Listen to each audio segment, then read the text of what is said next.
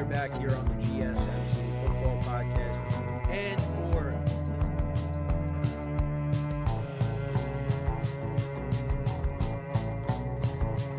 keep yourself in the loop of everything football on the Golden State Media Concepts Football Podcast. The latest news on and off the field, be it college football, Big Ten, SEC, Big 12, Pac-12, ACC to the NFL. We've got you covered. Listen to the Golden State Media Concepts Football Podcast.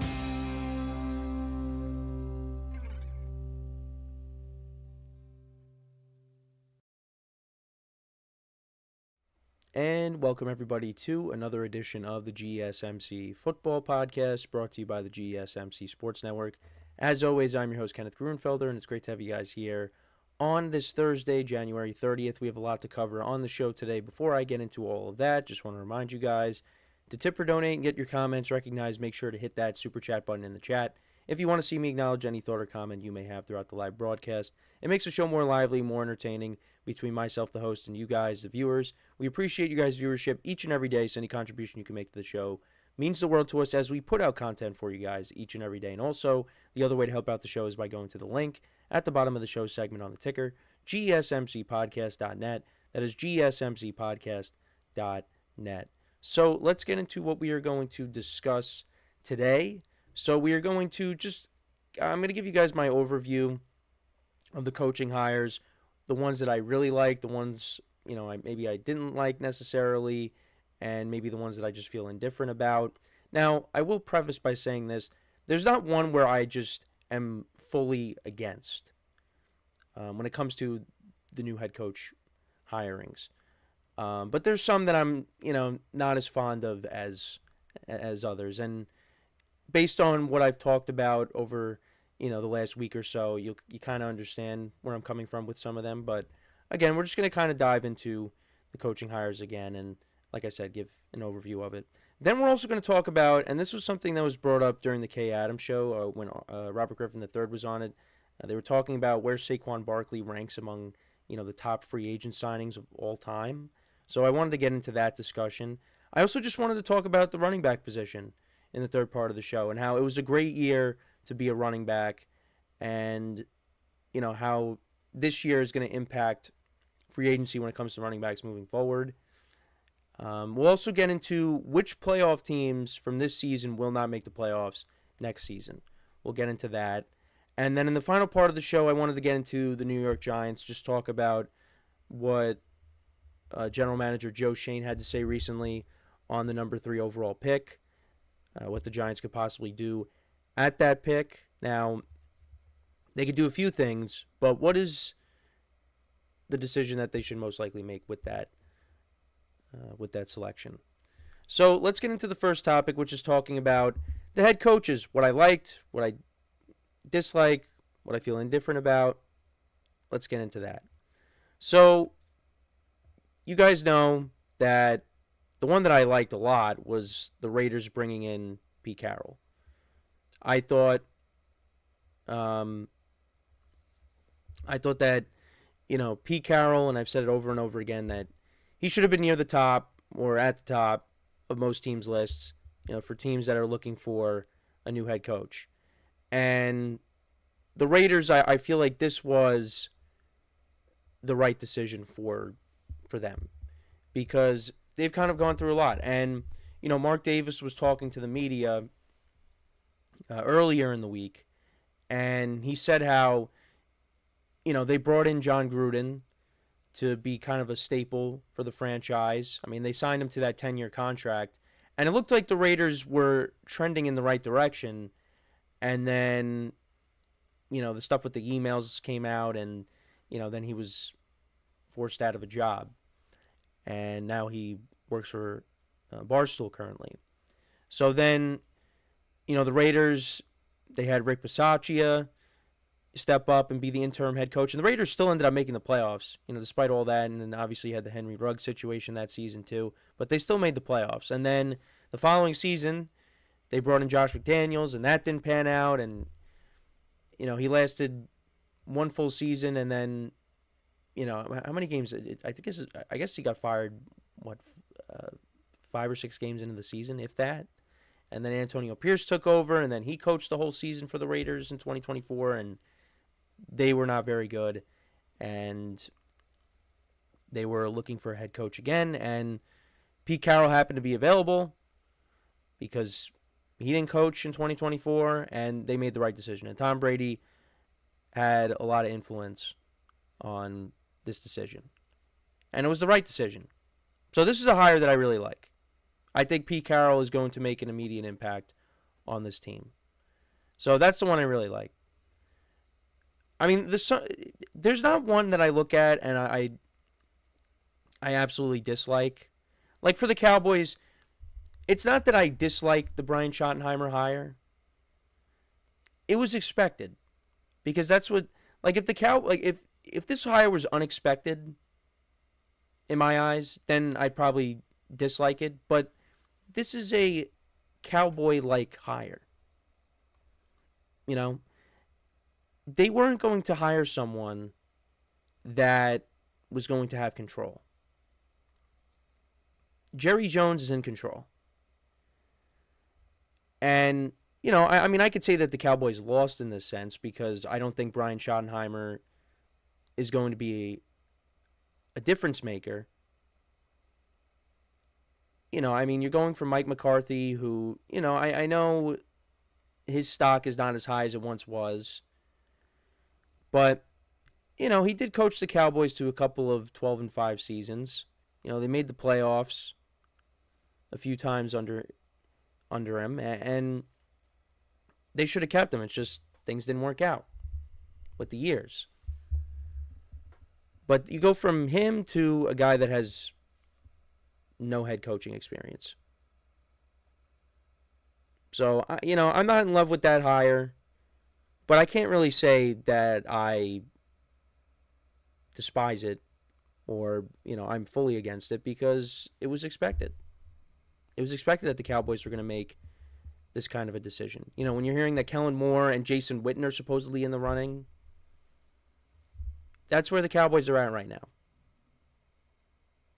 But, you know, I think they're a team that could bounce back next season. Maybe they do make the playoffs. But even if they do, I don't see them going that far. Because that's just how it's been in this era. And then, look, the one hire that everybody's all over right now is Liam Cohen, just because of the Duval. Everybody's all over him for that. And just how cringe that moment was. But here's the thing. I brought this up. Remember Nick Sirianni's press conference? And look at the Eagles. They're in the Super Bowl again. Now, I'm not saying that the Jaguars are going to get to the Super Bowl next season. But you see how Baker Mayfield did under Liam Cohen. He had a solid year. You know, that doesn't mean that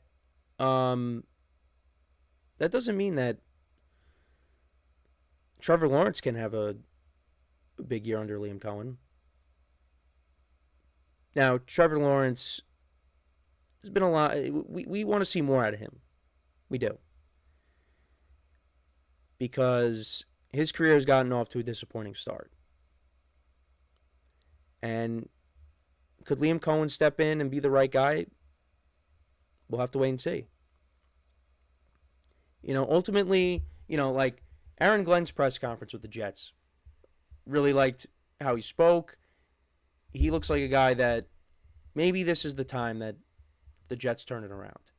But ultimately, it comes down to results on the field. Like Aaron Glenn, you could say he knocked his press conference out of the park. Liam Cohen, yeah, it didn't look right. Because of, you know, the Duval thing. But ultimately, it is going to come down to what your team does on the field. Now, back to Liam Cohen, yeah, did well with this Buccaneers offense. But now how is he going to handle being responsible for an entire team? You know, because it's not just the offense that was disappointing. It was the defense that was a disappointment as well. So, and I guess one thing that benefits the Jags is they do play in a weak division because it's the Texans and then it's everybody else.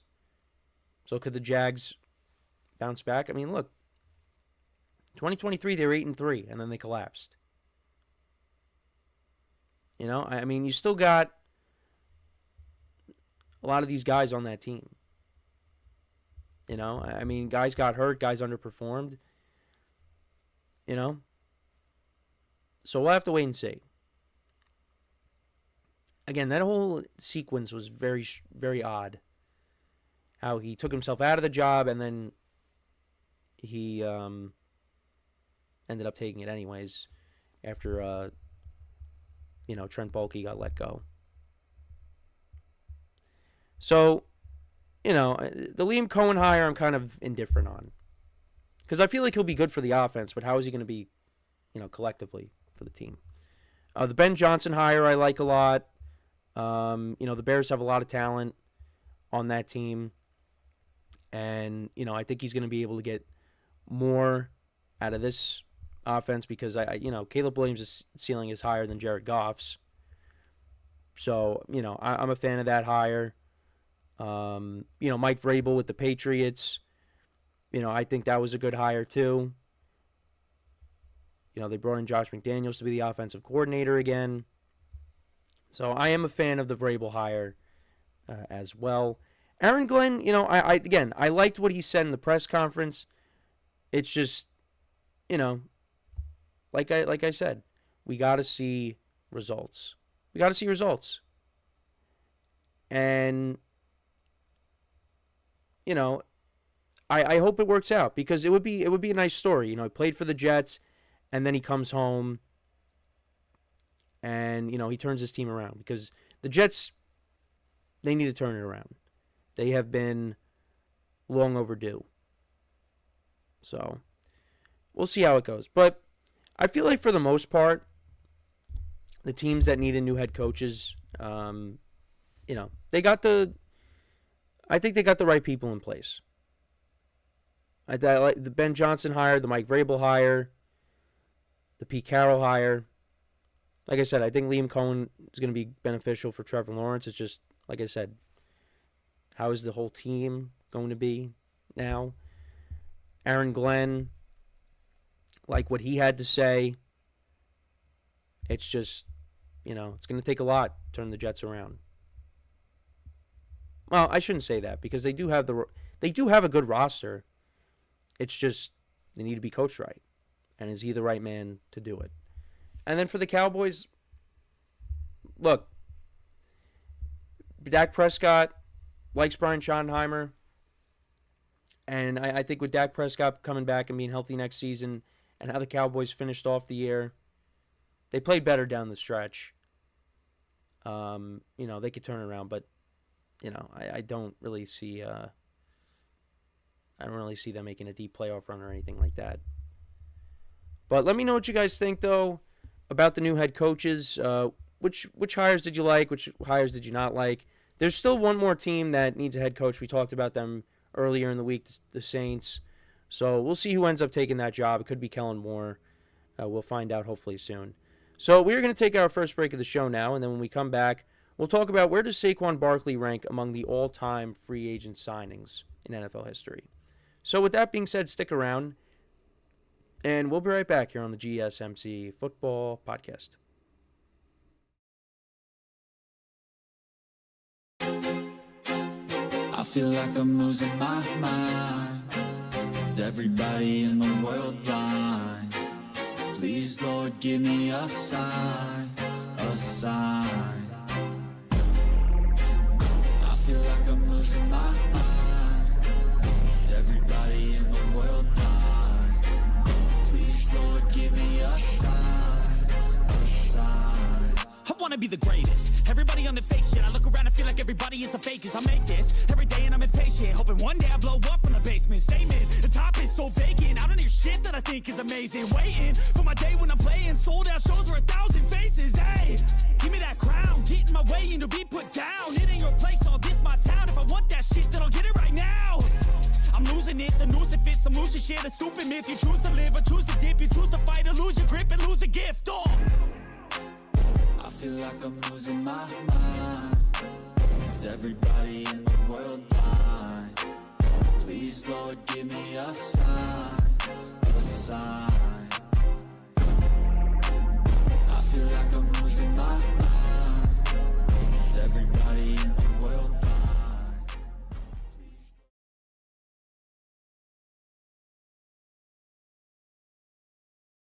All right, and we are back here on the GSMC Football Podcast. And for the second part of the show, we're going to now get into talking about where does Saquon Barkley rank among the best free agent signings in NFL history.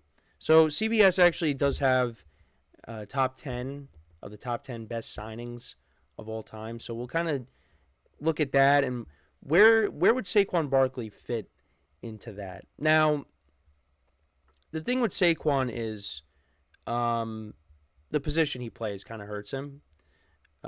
Because for me, in my lifetime, I would say the greatest signing of all time, it definitely would have to be either Tom Brady or Peyton Manning. And Drew Brees is also on there too, as well. So, and the quarterback position is the most important position. So for me, it would come down to, a quarterback. And, like for the Buccaneers, they had a lot of rough years. And then Tom Brady comes in, and the first year that they have him, they win the Super Bowl. Like with Peyton Manning, they didn't win the Super Bowl until his final year, and that was more on their defense as opposed to Peyton Manning. 2013, they did make the Super Bowl, but we all know what happened in that. And Drew Brees, of course, comes over from San Diego, the San Diego Chargers at the time, to New Orleans, and he did eventually win a Super Bowl with the Saints. But Tom Brady was like, they made the playoffs all 3 years. He was the quarterback. He won a Super Bowl the first year. I mean, it was unbelievable. And especially in a year during the pandemic, it wasn't easy. And he was able to get it done. Anthony Manzano in the chat, what's going on, man? Good to hear from you. He said, it seems like a lot of candidates for that job in New Orleans are pulling out now. Doesn't mean that the job is not as coveted as most people thought it was. I mean, I talked about this week. I mean, I don't think it's really that intriguing of a job, and because of the cap situation, and you got aging players on the team, and Derek Carr, of course, hasn't lived up to expectations. There's a lot of reasons why you shouldn't take the Saints job, as opposed to why you should take it. And then Anthony also says, was there any defensive players that made a huge impact on their team leading to a Super Bowl? Well, on this list here that CBS has, actually also Kurt Warner is on the list too. I mean, greatest show on turf. Because Warner spent the 1998 season in NFL Europe before. I didn't know this. Before he was elevated to the Rams backup quarterback job. Entering the 1999 season, he became the Rams starting quarterback when Trent Green suffered a season-ending injury during the preseason. Warner quickly rose to stardom. He won league MVP that season after throwing 41 touchdowns, leading the Rams to a 13-3 record. He won Super Bowl MVP after leading the Rams to a win over the Titans. And then he won his second MVP in 2001 after leading the NFL in passing yards and touchdown passes. Warner's Rams fell just short of winning his second Super Bowl in 3 years. He was inducted into the Hall of Fame in 2017. Yeah, I mean, I feel like you'd have to choose a quarterback, but there's a lot of defensive players on this list too. Curtis Martin is another running back that's on here as well. He had 7 consecutive 1,000-yard seasons with the Jets. In 2004, he became the oldest player to win the rushing title. Chris Carter, in 1990, so he was released by the Eagles after some off-the-field issues, and then he had another opportunity with the Vikings from 1993 to 2000. He earned 8 consecutive Pro Bowl nods, led the NFL in receptions in 1994, and paced the league in touchdown catches 3 times. And this helped the Vikings get 4 division titles in addition to 2 NFC title game appearances. But, like I said, there's other defensive players on here. You got Charles Woodson going to Green Bay. He had 8 picks during his first season in Green Bay. He had 38 interceptions in 7 years with the team. He won Defensive Player of the Year in 2009, and, he was a part of that Packers defense that won the Super Bowl for the 2010-2011 season. You got Deion Sanders, who went to the 49ers. Deion had his best season in 1994. 3 of his 6 interceptions were for touchdowns, and he won Defensive Player of the Year. Like I said, Tom Brady, Kurt Warner, Peyton Manning, Drew Brees, they're on here. Reggie White was actually number 1 on the list.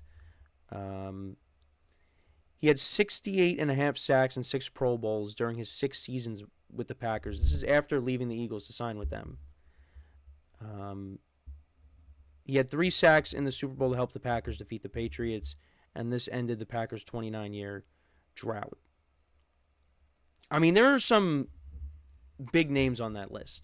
But like I said, for me, I guess just because, like, I've grown up in a different era, that, personally for me, I'm looking at the quarterbacks because, Tom Brady and Peyton Manning, I mean, those were big deals at the time. Like, Drew Brees, obviously I was around, but I wasn't really, a football nut like I am now.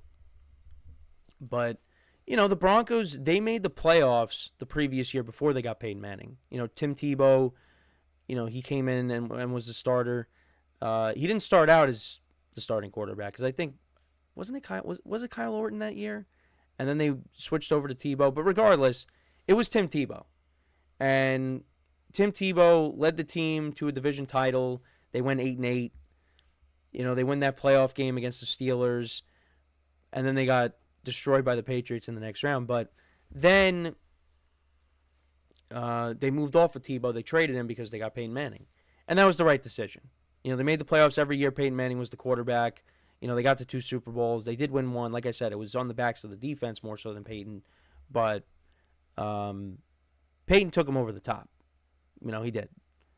They at least got to the divisional round every year with Peyton as the quarterback. They at least had a first-round bye. So, yeah. And then, like I said, you had Tom Brady with the Bucks. I mean, that was an unbelievable turnaround for the Bucks when Brady came in because, with Peyton, he didn't necessarily bring over his guys. Brady did. I mean, Brady brought in Gronk. They signed Leonard Fournette. You brought in Antonio Brown. And on top of, the Bucks had a good defense. And actually, oh, wait, no. No, Shaq Barrett was not. Actually, no. No, Shaq Barrett was on that 2015 team, I think. He was also on the 2020 Buccaneers defense. So, so there's a little connection there. But, yeah, I mean, for the Buccaneers to go from, being a team that consistently missed the playoffs to they made the playoffs every single year since Brady became the starting quarterback for them. And now, obviously, it's transitioned over to Baker Mayfield. We've gone from Tampa Bay to Tampa Bay now, although one and done for the Bucs this year. Brady really turned him around. So I like Saquon. Like for me, Saquon joined a team that was already loaded. And you could say the same thing about the Bucs because they had Mike Evans and Chris Godwin, but they weren't making the playoffs. Like the Eagles, they have made the playoffs. Now what is it? 4 consecutive seasons? 2021, 2022, 2023, now 2024. But they're already loaded. I mean, you have A.J. Brown, Devontae Smith. Jalen Hurts has...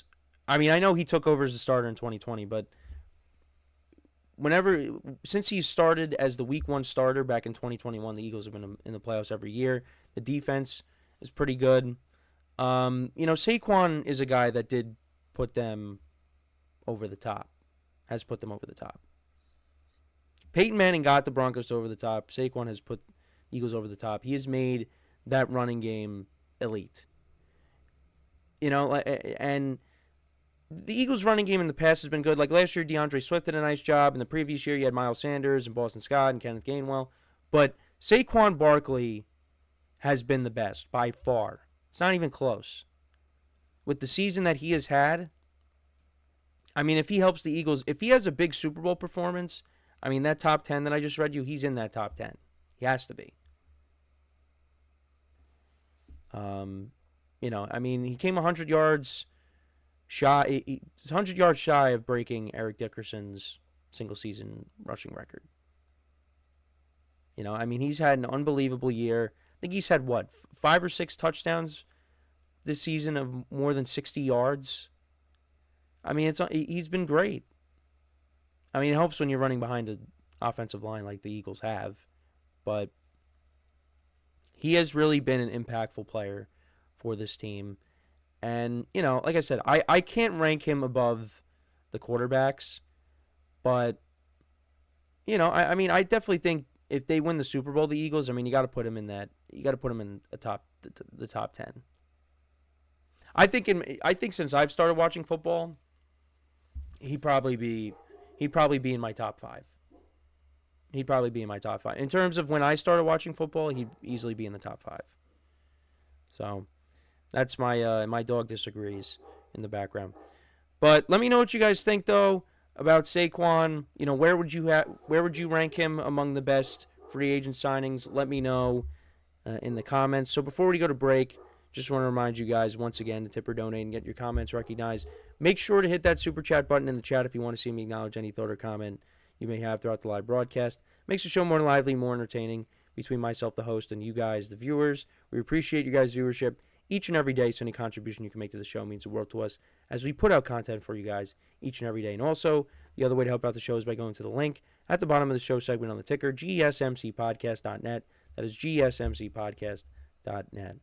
So when we come back from our next break, we will continue to talk about running backs, just kind of, getting into the conversation of how the running backs, the stock is back up when it comes to the running backs. And how, from last offseason, I guess you want to call it now, there was a lot of running backs that changed teams that they had big years, like Saquon Barkley. Well, he had the biggest year out of all of them. So, we're kind of just going to talk about how it was a big year for them and, the stock being back up and how, does that change how teams should value the running back position? And like I said, we'll get into that when we come back from our next break. So with that being said, stick around and we'll be right back here on the GSMC Football Podcast.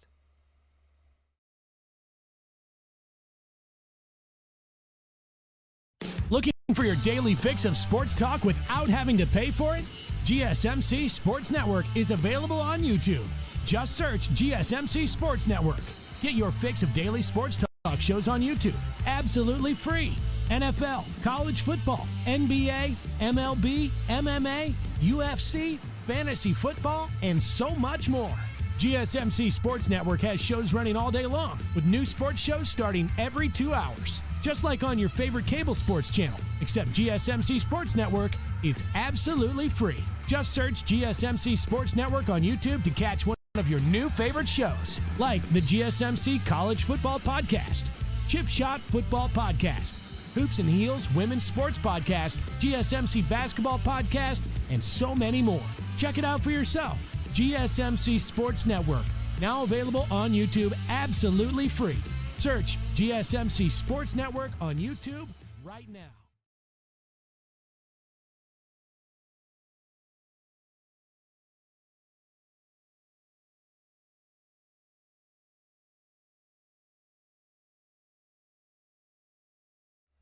All right, and we are back here on the GSMC Football Podcast, and for the third part of the show, we're just going to talk about the running backs from this NFL season and how, the running back stock is, has kind of increased, I guess you could say, after the seasons that a lot of them had. So there were a lot of changes when it came to running backs before the 2024 season. You had numerous running backs change teams, whether it was free agency, whether it was trades. And for the most part, it panned out. It panned out. Mainly, the biggest names, Saquon Barkley and Derrick Henry. Now, what I will say is, Saquon, I mean, obviously, you've heard me say it. I think all players are overpaid because of just the amount of money that, that is involved in sports.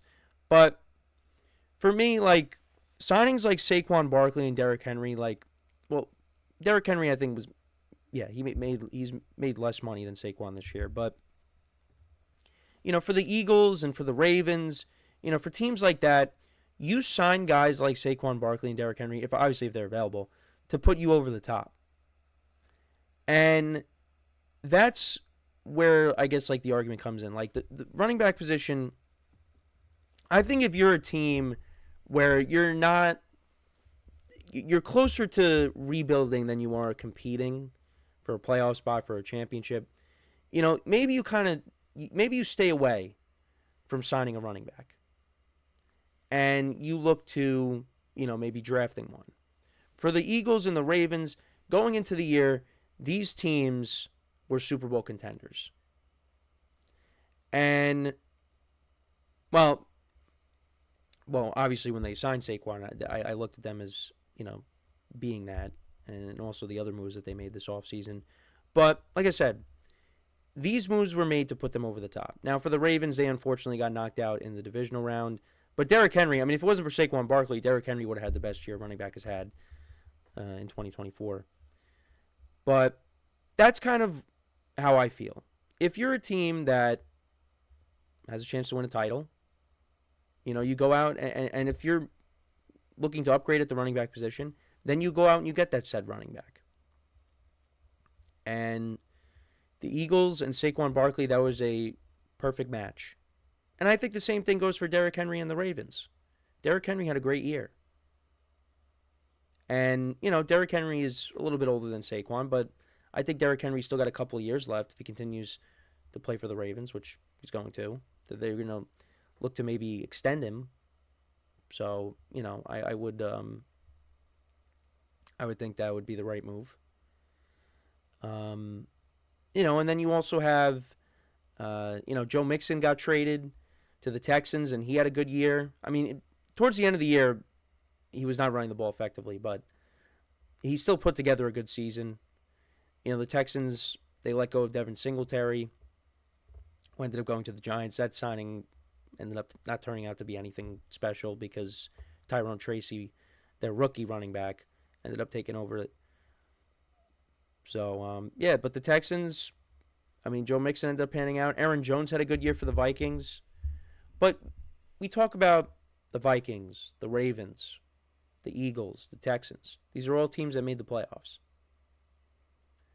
These guys are brought in to, like I said, put them over the top.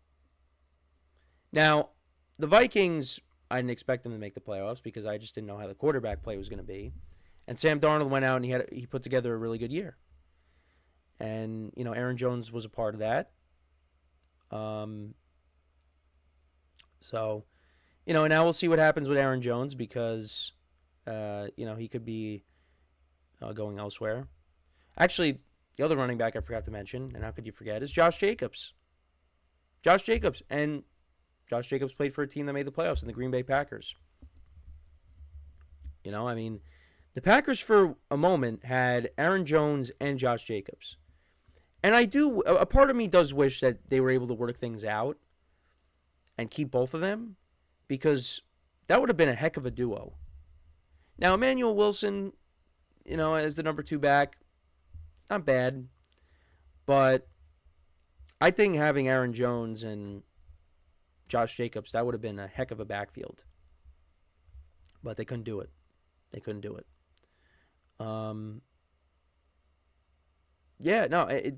These teams really knocked it out of the park with these running back signings. I'm trying to think. Well, the Titans, they signed Tony Pollard. Tony Pollard was okay. I think it would have been better had he stayed in Dallas, but I don't know. I don't really know the situation. Did Dallas want to keep him? Dallas is the team that really needed a running back. I mean, Rico Dowdle, had some good games down the stretch, but they went out and they got Dalvin Cook and they didn't use him. I guess because they really don't believe that he's got anything left. And even in the limited playing time that he had, he really didn't show you much. So, I'm trying to think, am I missing anybody else? I think that's the vast majority. That's pretty much all of them. But like I said, if you're a team that wants to upgrade at the running back position and you're a good team, you're in more of a position to compete for a playoff spot, for maybe a championship, then you go out and maybe you do overpay for a running back. It's got to be the right situation too. If not, there's a lot of running backs coming out of the draft this year. This running back class. Now, obviously, I'm not an expert with every single one that's coming out, but it's a loaded class. So, if you're a team that needs a running back, then you go and you draft one of these players.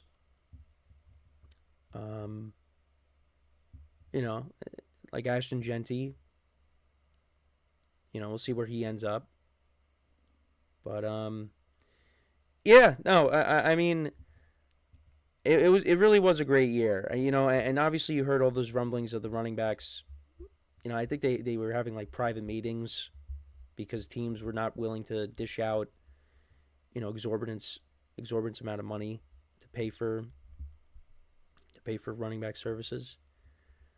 But, you had teams like the Eagles step up, pay Saquon, and Saquon's playing in the Super Bowl next week. So, and he's one of the biggest reasons why they're in that position. So, I mean, we'll see how it goes. We'll see how that game goes. But, yeah, no, I mean, good for running backs getting their money.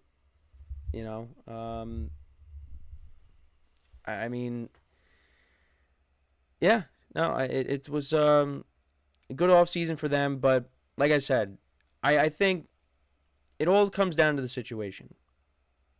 I think based off of how the season has gone, I think that has helped their value increase, but I think also at the same time, it just depends on what, your situation is like as a team. So, Anthony in the chat says, does the importance of a running back flush weight on how teams view them? Because it seems the past few years they weren't that important. I mean, look, I think it's just, we were in a unique situation this year because of just how many big names were available. And, the teams that signed a lot of these guys or traded for these guys, they were all teams that pretty much made the playoffs. Like I said, Saquon, Derrick Henry, Josh Jacobs, Aaron Jones, Joe Mixon, who was acquired via trade. These guys were brought in as like the missing pieces. More so others for some. Because Aaron Jones was brought in to be, I guess, a complementary piece. Because the Vikings had Justin Jefferson and Jordan Addison and TJ Hawkinson. Aaron Jones is not being brought in as the focal point. Now, I mean, you could look at the Eagles. I mean, they have A.J. Brown, Devontae Smith, and Dallas Goedert. But, I mean, you see, what Saquon has taken over games. And if the Eagles don't have Saquon, I mean, are they even in the Super Bowl? I don't know. Derrick Henry, you could look at as maybe being, I mean, obviously you got Lamar Jackson who could also run with it, but Derrick Henry is, I guess, the co-focal point to the Ravens offense because they are a run-first team too. But, yeah, like I said, some were brought in to be complementary pieces. Some of them, were brought in to be, the focal point. And, yeah, I mean, we'll see if this trend kind of continues, in future years. But, yeah, I mean, what a year for running backs, seriously. I think teams should value the running backs a little bit more. But again, if you have other needs that you need to address, like there's more important positions than running back. Mainly the quarterback. You're not going to overpay for a running back if you don't have a quarterback. Unless you draft one. Like the Commanders, you had Brian Robinson Jr. already in place, but you drafted Jaden Daniels, and then Austin Eckler was another running back that changed teams. They brought him in, to be the receiving back. They also used him on special teams too. Now he was okay this year. Got injured a couple times, but I think he was okay for the Commanders this year. But he wasn't like the impactful signing like Saquon, Derrick Henry, those guys. Not all of them were going to be like Saquon or Derrick Henry. But, let me know what you guys think, though, about the running back signings from, this past offseason or last offseason. Do you think the running back the value of the running back has increased based off of that? Or do you think, teams are still kind of just going to approach it the same way where it's like, hey, you're a running back, your longevity is not as long as, some of these other positions. Let me know what you guys think in the comments. So we're going to take our next break, and then when we come back, we'll talk about what teams that made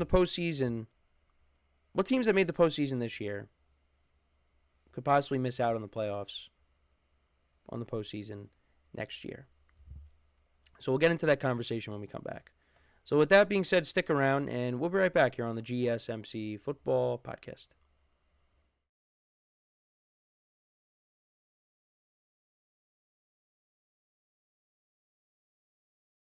For the best and latest podcasts available anywhere, go to the podcast app on your cell phone and type in GSMC to access free content-rich podcasts on health and wellness, book reviews, sports, entertainment, relationships, social media, movies, technology, finance, and even weird news. Subscribe and download the GSMC Podcast Network's family of shows, available everywhere podcasts are found.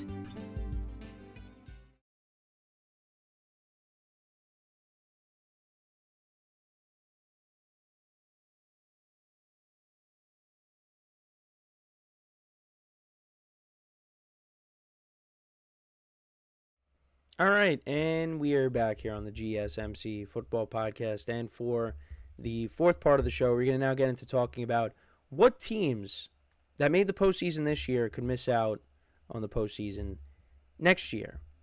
So, obviously this is very early in the process. We're not even, this year isn't even over yet. We still got one more game. But of the teams that have made the playoffs, who's most likely to miss out? The Buccaneers could be one. With the NFC South getting better. The Panthers, they finished the year strong. The Falcons, look, if Kirk Cousins doesn't have that mid-season fall off, we're looking at the Falcons possibly making the playoffs. And the Bucs, they dealt with a lot of injuries this year. And, they kept fighting, and they made it. And give them credit. And now they lost their offensive coordinator. They lost Liam Cohen.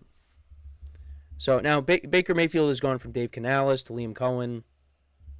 And we'll see what they do there. But, the defense, they need to revamp that defense. They really do.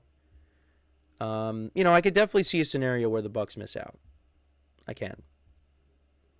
Just because of, the increase in competition in the division. You lost Liam Cohen as the offensive coordinator. Maybe Baker Mayfield struggles next year. Maybe they don't revamp the defense. So, I think that's the side of the ball that they need to address because, you got the running backs. You still have a pretty good offensive line. Baker Mayfield is your quarterback going forward. The receiving core with Mike Evans and, we'll see what they do with Chris Godwin if they bring him back. But even if you don't, you got Jalen McMillan. Maybe you take another receiver in the later rounds in the draft. But, they got Cade Otton, who's a decent tight end. For me, the Bucs need to address, the defense. But I could see them being a team that misses out next year. Looking at some of the other teams, it's tough to say. You look at the NFC North teams. 3 of them made the playoffs this season. Is that going to be the case next year?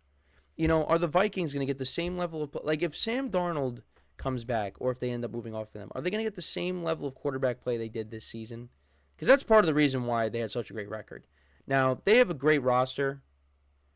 Both sides of the ball, they got players all over the place. There's some veteran players that, they have a decent amount of free agents, I believe.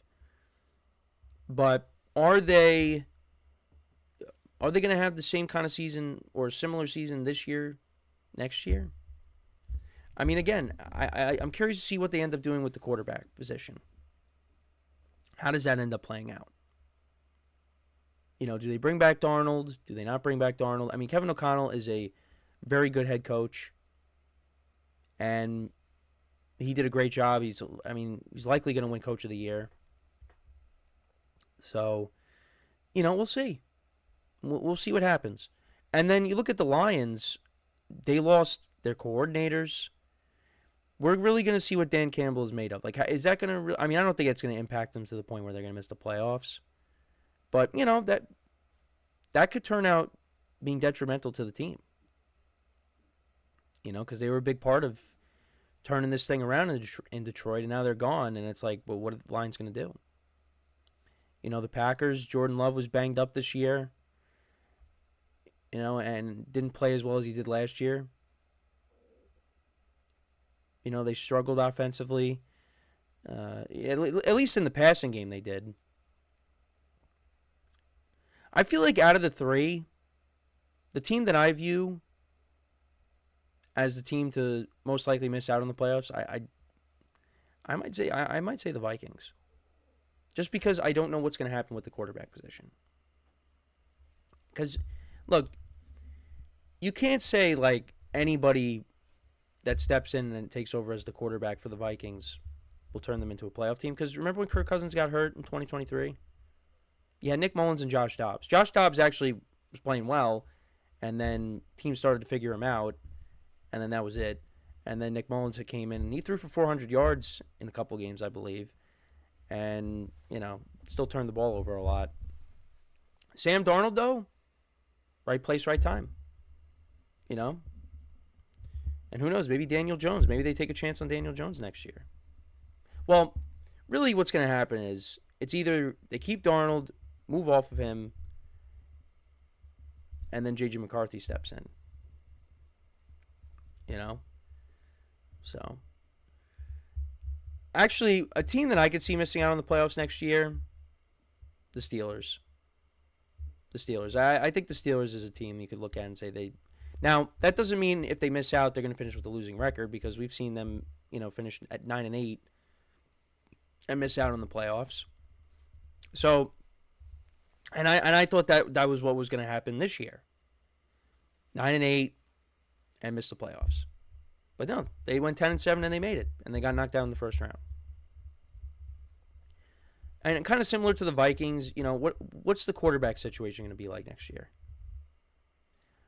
Are they going to keep Russell Wilson? Are they going to keep Justin Fields? I talked about how, Art Rooney II spoke on it, and he said that, it's more likely that they're going to keep one over the other and not keep both, which makes sense. And I did have somebody in the comments say that they committed to Justin Fields already and that I should keep up, which, all right. I responded and I said, where did you see this? And, I went and double-checked. And even though I knew there wasn't a decision that was made, because we would have saw something. I was going off of what Art Rooney II said. So I don't know what this individual saw that I didn't see, unless they work for the team or something. They got inside sources. I don't have those kinds of. I don't have that access. I don't have those sources. So, the Steelers I could see. I mean, you also got guys getting older on the defense. You know, they need to have a big offseason in terms of getting more elite talent on the offensive side of the ball, because they lack explosiveness with this offense. I know I just said the defense is getting older, so maybe you could point to that, but the defense is still going to be good. They need an offense that can keep up with the Kansas Cities of the world, the Buffaloes of the world, the Baltimores of the world, even though they beat the Ravens this year. They need that. They have lacked that for so long. They have lacked that since really the last year of Ben Roethlisberger and Antonio Brown. I can't add Le'Veon Bell to that because Le'Veon Bell held out in 2018. I'm talking about 2018. Le'Veon Bell held out, which was the worst decision of his career, holding out the entire season. So, the Steelers, I could see it. The Buccaneers, I could see it. I mean, maybe Jaden Daniels and Bo Nix have sophomore slumps, and they miss out. I mean, the Broncos, they're another team that has to go out and add more talent on the offensive side of the ball. Commanders, you know, kind of the same thing. You know, the Rams, it's possible, depending on, you know, if Stafford and Kupp come back. I mean, I think if Stafford, you know, left or retired, then, you know, obviously the Rams are kind of left in no man's land. Like, what are they going to do at quarterback? I mean, the defense showed improvements this year. You know, they got a young defense, a young defensive line. And, you know, it started to play better. And, you know, if it wasn't for the snow, I mean, the Rams could have been playing in the championship game. So I could see them missing out on the playoffs, possibly. But, you know, the Eagles, the Chiefs, the Bills, the Ravens, I mean, I pencil them in for the postseason next year.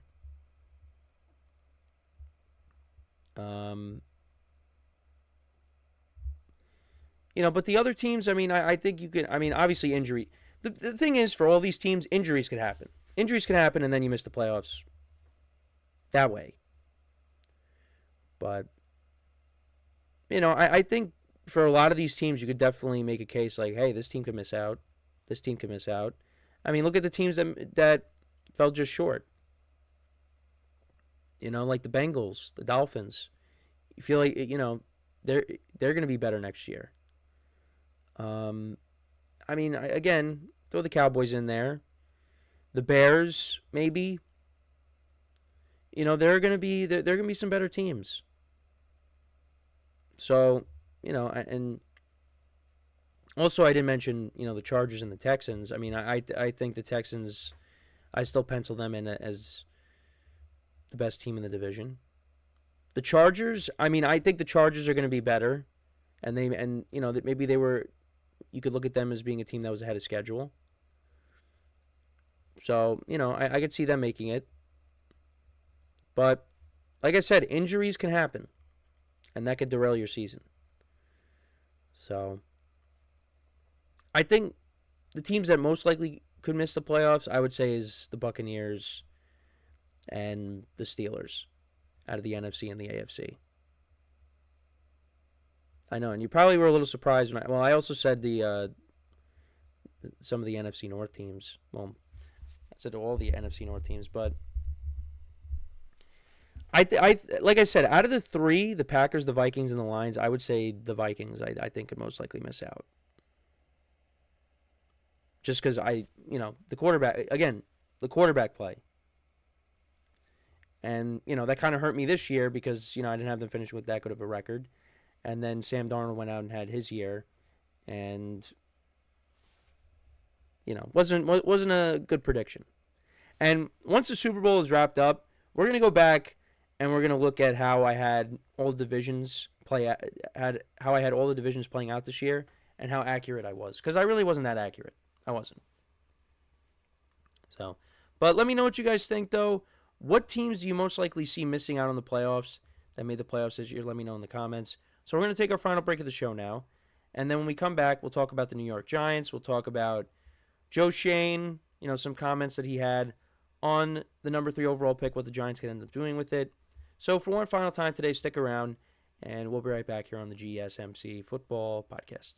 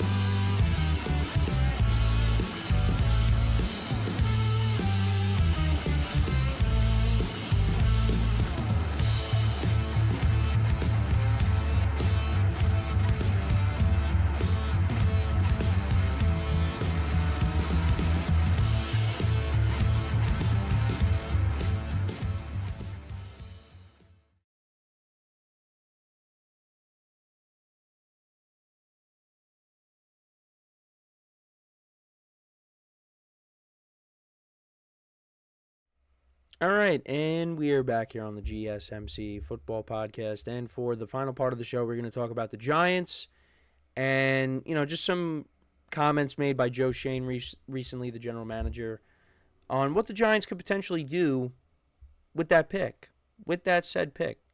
So, this is a big decision for the Giants. This is going to affect jobs because Joe Shane and Brian Dable have been given at least one more chance to, get this right. And first, let's get into what Joe Shane said. He said, "We're going to be open to anything." And this was at the Senior Bowl. "We're in a good position sitting at 3 with the players that are available, but by process of elimination, we know we're going to get a good player regardless of what happens the next couple of months. We know there's going to be a really good player there." So, they could trade down, they could take a quarterback, they could take best player available. Now, a couple of things that I was listening to yesterday.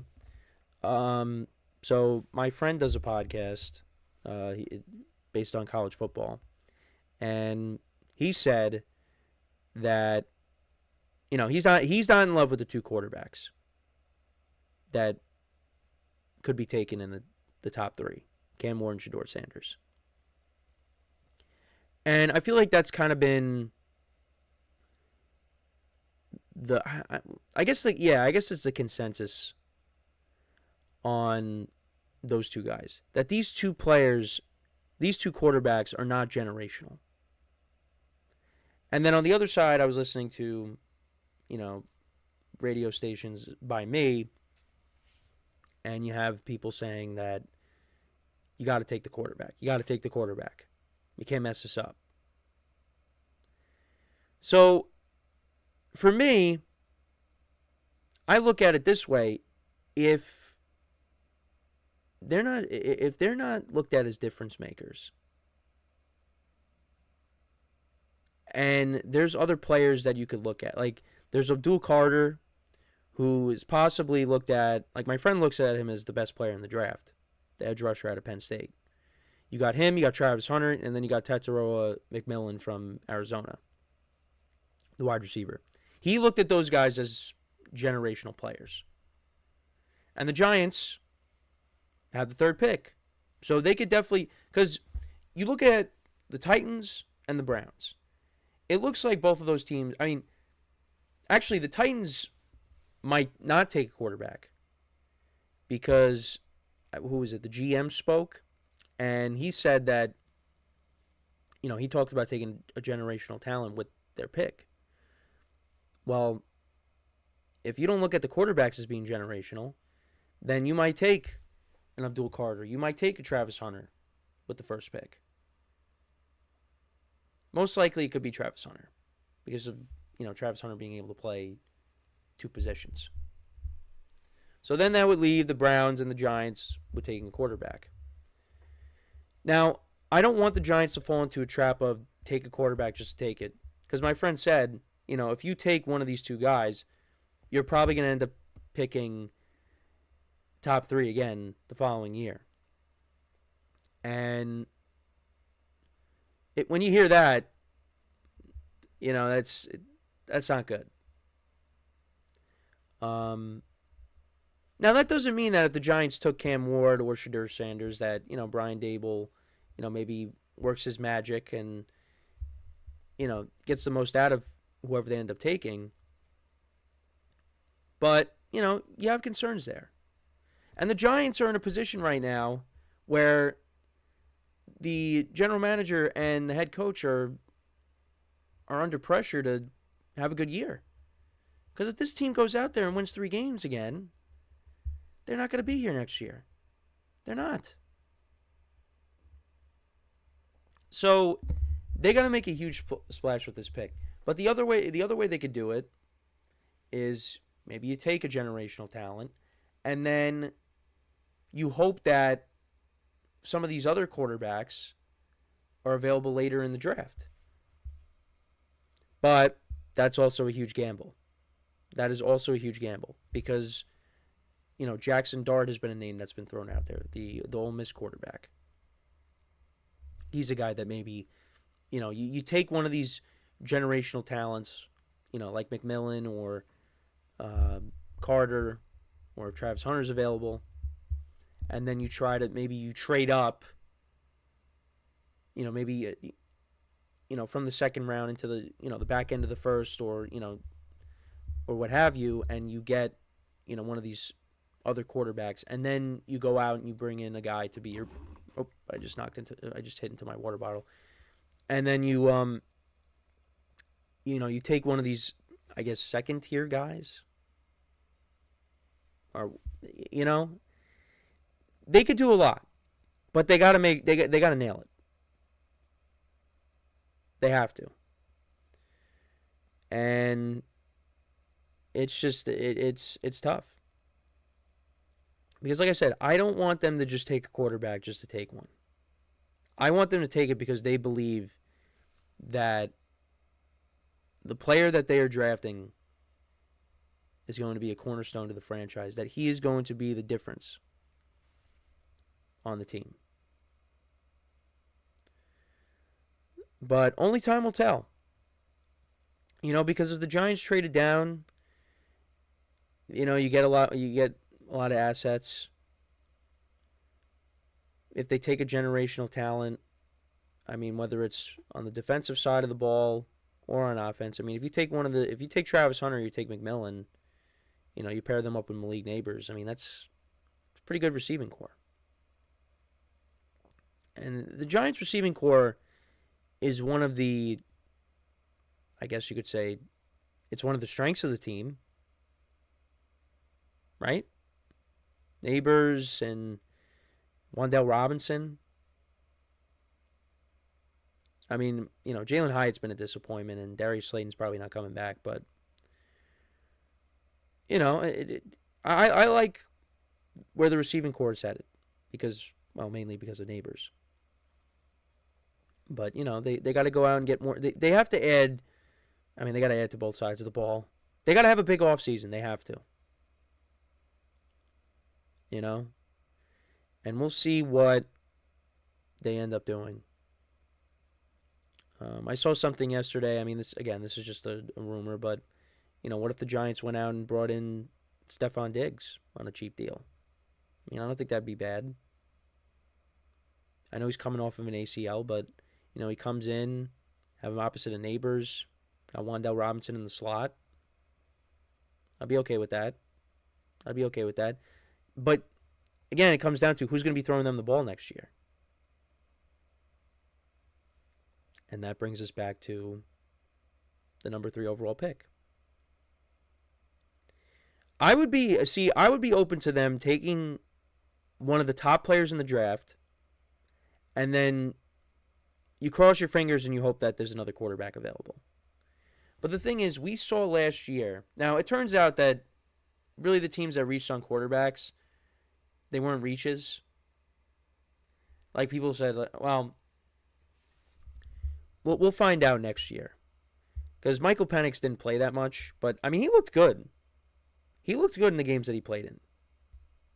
Bo Nix had a good rookie season. Jaden Daniels, good rookie season. Drake May. I know Drake May was named to the Pro Bowl, and, you know, the Pro Bowl is, no offense, it's a joke. And no offense to Drake May, but Drake May is not a Pro Bowler. Was not a Pro Bowler this year. I mean, he was solid, but, you know, he didn't play the whole year. So you got him, you got Caleb Williams, you know, not the best rookie season you could have, but there's promise. And now with Ben Johnson there, you're looking to see him take a big step next year. Yeah, I mean, the rookie QBs were solid this year. And some of them were reaches at the time. So now, I mean, we'll see what happens with J.J. McCarthy next year. You know, he was the one that didn't really play because he got hurt. But this is not as loaded of a QB class as last year. So, we'll see. You know, I mean, there definitely will be a reach with the quarterback. I mean, the Jets need one. The Browns and the Titans are picking in the top. I mean, the Raiders need one. The Steelers kind of need one. They need a young guy to sit for a bit, I guess. I mean, that's just what I'm thinking off the top. The Seahawks need one. The Rams. You know, I mean, the Rams need one just because they need one. They need the future to sit behind Stafford. Because, you know, if Stafford comes back, I mean, Stafford's not going to play for that much longer if he does come back. But I think Stafford's going to play. Stafford's going to play. So, yeah, there are a handful of teams that, yeah, they need quarterbacks. But I don't think a lot of them should be taking a quarterback in the first round. I mean, are you really going to do that? Like, I don't think if Stafford's coming back, I don't think the Rams are going to be like, all right, we're taking quarterback with our first pick. But who knows? Well, the Saints need the Saints are in a weird spot because, I mean, they did take Rattler, but, like, do they think Rattler's the guy?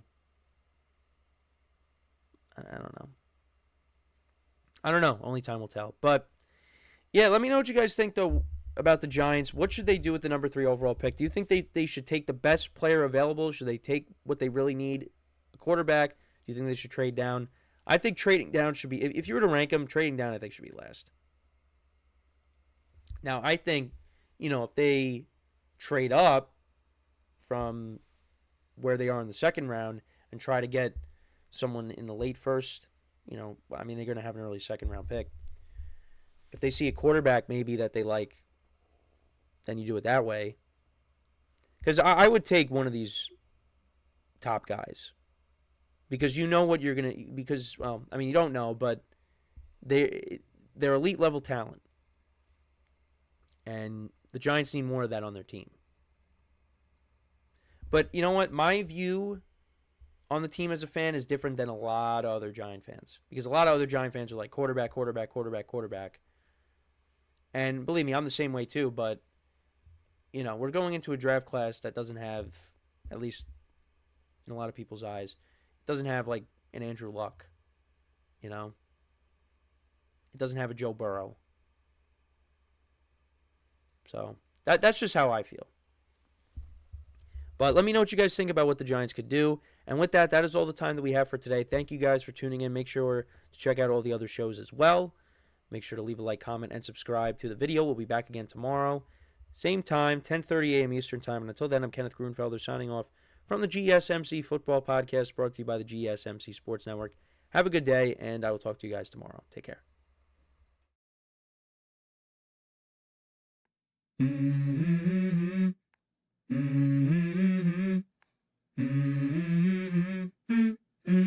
Let's go. I wake up to a little bit of drool on my pillow, feel like it's gonna be a bad day. Yeah, I'm tired of shit, and the coffee ain't hit yet, damn, ain't that great. I don't wanna go to